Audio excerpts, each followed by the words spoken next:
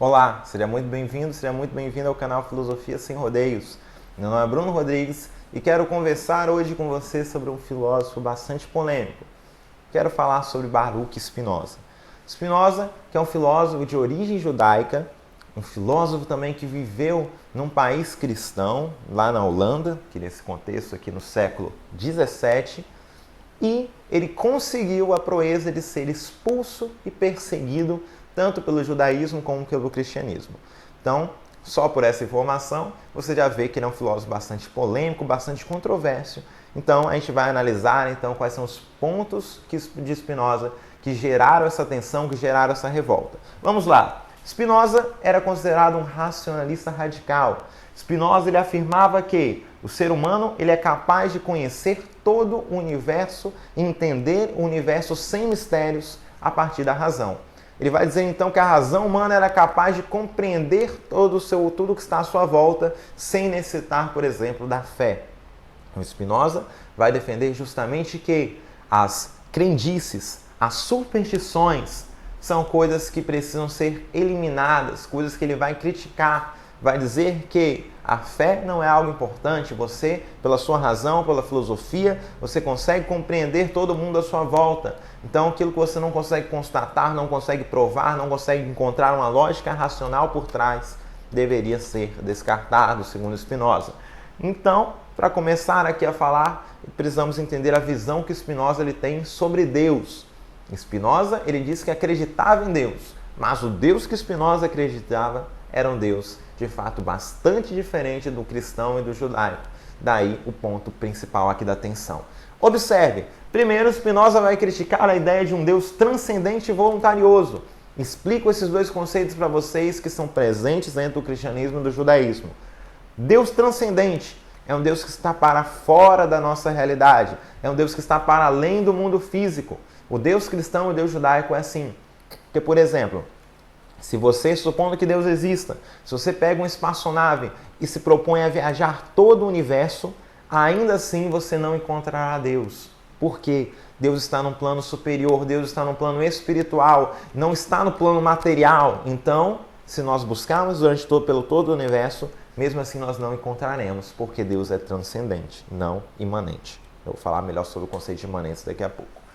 E a ideia de um Deus voluntarioso. A ideia de que Deus tem vontade e que Deus se preocupa com seres humanos também é criticada por Spinoza. Para Spinoza, Deus existe, mas é completamente indiferente aos seres humanos e não tem nenhum tipo de vontade. Por quê? Porque justamente para Spinoza, Deus se manifesta em todas as coisas. Spinoza vai defender uma coisa chamada de panteísmo. Panteísmo é uma palavra grega que é a junção de pan, que significa tudo, e theos, que significa Deus. Spinoza vai defender que tudo é Deus. Esse aqui é o ponto central, que você precisa ficar muito claro na sua mente. Todas as coisas para Spinoza são divinas. O universo para Spinoza é o próprio Deus. Deus é o próprio universo. Isso aqui precisa ficar claro para você. E aqui você já vê como que Spinoza se diferencia bastante do pensamento judaico-cristão. Então, olha só, Deus ele não criou o mundo, por exemplo. Enquanto o judaísmo e o cristianismo vão defender piamente essa ideia que Deus é o criador do mundo, que Deus foi lá e criou todo o universo a partir do nada, Spinoza vai dizer que essa ideia é uma grande bobagem. Olha só, no Deus cristão, quem introduziu essa ideia de criação, por exemplo, para o pensamento grego foi os cristãos.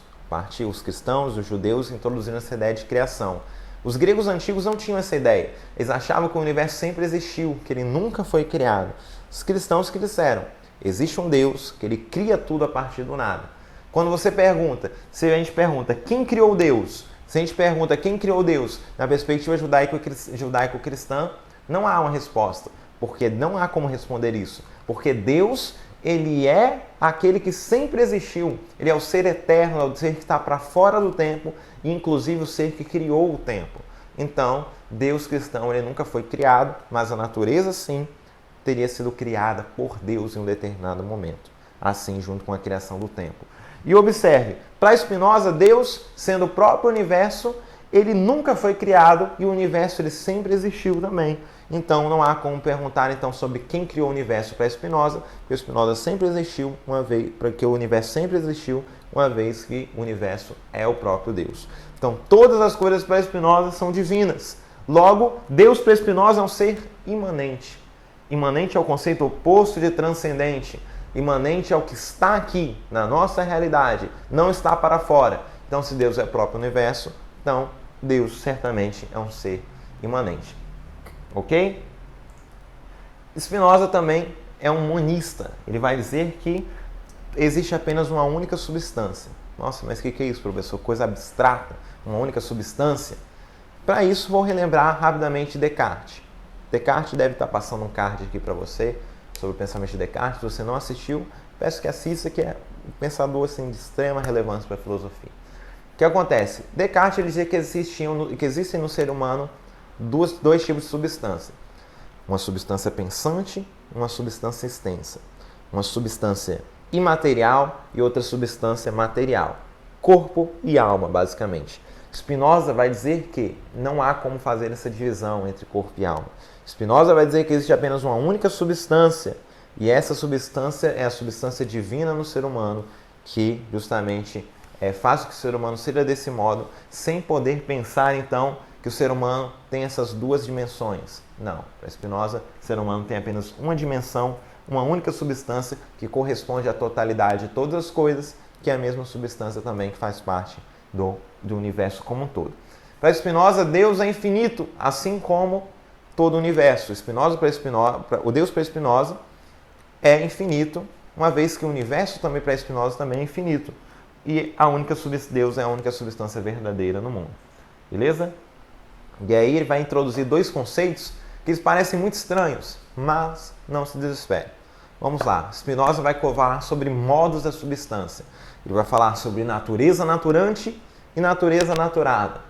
Por natureza naturante, ele vai chamar uma atividade eterna e infinita que está por trás dos desdobramentos da natureza naturada, que são os efeitos, é aquilo que a gente de fato vê no mundo, aquilo que a gente vê como os desdobramentos e como efeitos presentes, assim, que são mais acessíveis a nós.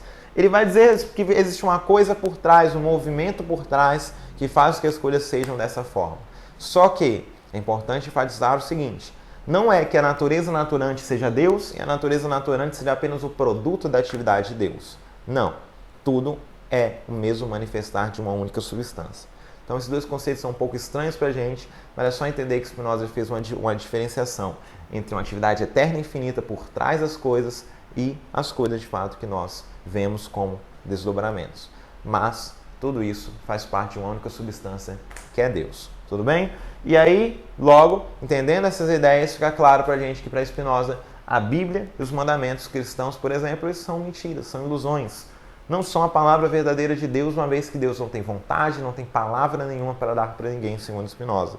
Então, Spinoza vai defender que tudo isso foi que a Bíblia e essas coisas foram criações humanas, que não correspondem com a verdadeira palavra de Deus, e tudo poderia ser compreendido pela razão, como eu enfatizei anteriormente. Os seres humanos têm a capacidade de entender tudo racionalmente. Beleza? E assim chegar à ideia de um universo sem mistérios. Um ponto interessante também é que para Spinoza não há livre-arbítrio. Spinoza é um defensor do determinismo. Determinismo significa que todas as coisas são regidas por leis de causa e efeito. Como assim? Imagina o seguinte, imagina a figura de dominós, de peças de dominó empilhadas. Imagina a primeira peça caindo. A segunda, a terceira, a quarta, elas não podem escolher cair ou não, mas elas simplesmente seguirão o fluxo, elas simplesmente seguirão uma causa primeira. E o que acontece? As pessoas, para Spinoza e toda a natureza, elas são como peças de dominó, que elas simplesmente não escolhem como agir, mas elas estão ali e simplesmente seguem esse fluxo de causa e efeito. A única brecha, a única coisa mais próxima de liberdade que os seres humanos têm é justamente compreender e ter consciência dessa necessidade, de que tudo que acontece no mundo é necessário e não poderia ser de outra forma. Spinoza entende o mundo sobre essa cosmovisão. Beleza? E só para fecharmos aqui, um slide aqui que meio que resume aquilo que eu falei anteriormente, ele vai defender a união entre corpo e alma. Porque ele vai dizer que corpo e alma são modos distintos de uma única substância, que não são coisas separadas. Não existe uma hierarquia. Isso rompe com a tradição Que, por exemplo, a filosofia ocidental defendeu muito isso. Defendeu muito que a alma era superior ao corpo. Lá desde Pitágoras, Platão, passando muito forte pela filosofia cristã, chegando em Descartes, os cristãos vão defender muito essa ideia e Spinoza ele busca romper com isso, dizer que não existe superioridade da alma pelo corpo, mas tudo é desdobramento, tudo faz parte de uma mesma substância. Tudo bem, pessoal? Espero que tenha ficado claro para vocês essa breve exposição sobre Baruch Spinoza. Se ficou alguma dúvida, fique à vontade para me escrever. Terei prazer em te ajudar e muito obrigado por ter assistido esse vídeo até aqui. Não deixe de se inscrever para acompanhar os próximos vídeos. Muito obrigado, até a próxima.